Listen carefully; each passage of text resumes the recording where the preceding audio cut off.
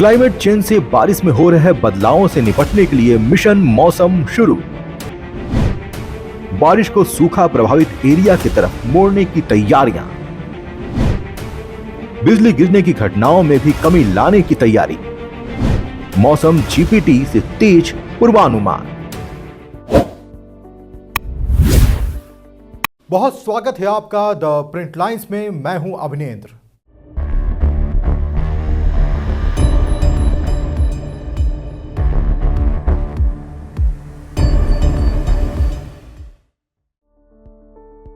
स्वतंत्रता दिवस समारोह या कोई और आयोजन के वक्त बारिश नहीं हो, यह अब अपने हाथ में होगा। जब बारिश की जरूरत हो तो बूंदें बरसने लगे, इस पर भी अपना नियंत्रण होगा। इसी तरह बाढ़ के दौरान शहरों में बारिश या ओलावृष्टि को रोका जा सकता है। देश के मौसम वैज्ञानिकों को उम्मीद है कि अगले 5 सालों में उनके पास इतनी विशेषज्ञता होगी कि वे न केवल बारिश को बढ़ा सकेंगे, बल्कि कुछ इलाकों में ओलों और बिजली के साथ साथ बारिश को रोक भी सकेंगे।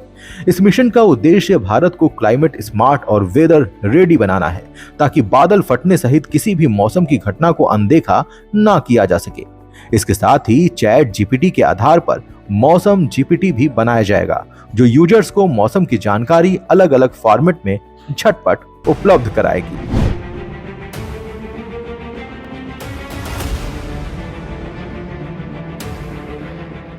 दरअसल देश अब क्लाइमेट चेंज की वजह से बारिश के पैटर्न में होने वाले बदलावों से निपटने के लिए तैयार हो रहा है। मिशन मौसम से 2026 तक तैयारियां पूरी हो जाएंगी। इसके बाद इसका दूसरा चरण शुरू होगा। नरेंद्र मोदी सरकार के पृथ्वी विज्ञान मंत्रालय ने इस मिशन का जिम्मा लिया है। पहले चरण में क्लाउड चैम्बर बनाकर बादलों पर कई तरह के शोध होंगे।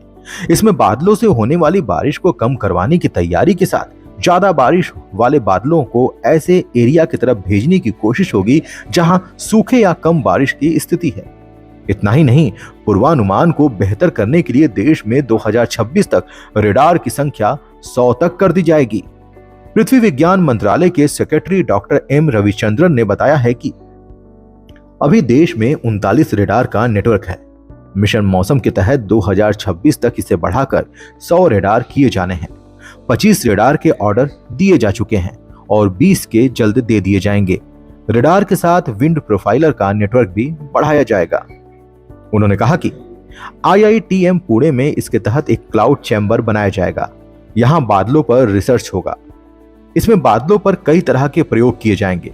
अधिकारी के अनुसार बादल का बेस आमतौर पर धरती की सतह से 1 से 1.5 किलोमीटर दूर तक होगा, लेकिन इनकी ऊंचाई 12 से 13 किलोमीटर तक हो सकती है। इसलिए मिशन मौसम के तहत ऊंचाई पर हो रहे बादलों के लिए देश को तैयार किया जा रहा है। इसमें नमी, हवाओं की गति और तापमान का आकलन होगा। बादलों के घनत्व को कम करने के लिए अधिक बारिश वाले बादलों को ऐसे इलाकों की तरफ भेजने की कोशिश होगी जहां बारिश कम हो रही है। उनका कहना है कि इसके दूसरे चरण में बादलों से बिजली की समस्या से निपटने की तैयारी भी होगी। इसमें बादलों से जमीन में गिरने वाली बिजली को बादल से बादल पर शिफ्ट करने पर शोध होंगे।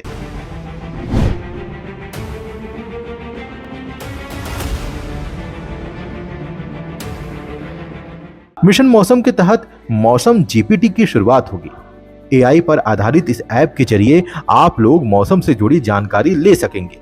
मसलन किसी भी व्यक्ति को दिल्ली से मुंबई जाना है और फ्लाइट में जाना है, वह इस ऐप पर जान सकता है कि मुंबई में अगले 6 घंटे का मौसम कैसा रहने वाला है, दिल्ली के एयरपोर्ट पर मौसम कैसा है।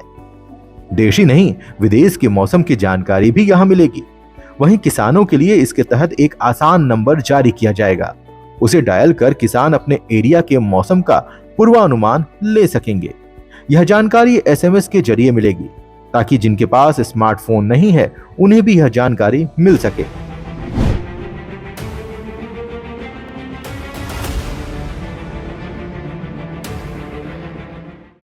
पृथ्वी विज्ञान मंत्रालय के पूर्व सचिव माधवन राजीवन ने मीडिया से कहा है कि सरकार ने चरम मौसम की घटनाओं और जलवायु परिवर्तन के प्रभावों से निपटने के लिए एक अधिक मजबूत पूर्वानुमान प्रणाली बनाने के लिए मिशन मौसम के लिए 2 वर्षों में 2000 करोड़ रुपए की शुरुआती मंजूरी दी है। इसके बाद में इसके लिए और अधिक फंड आवंटित की जाएगी।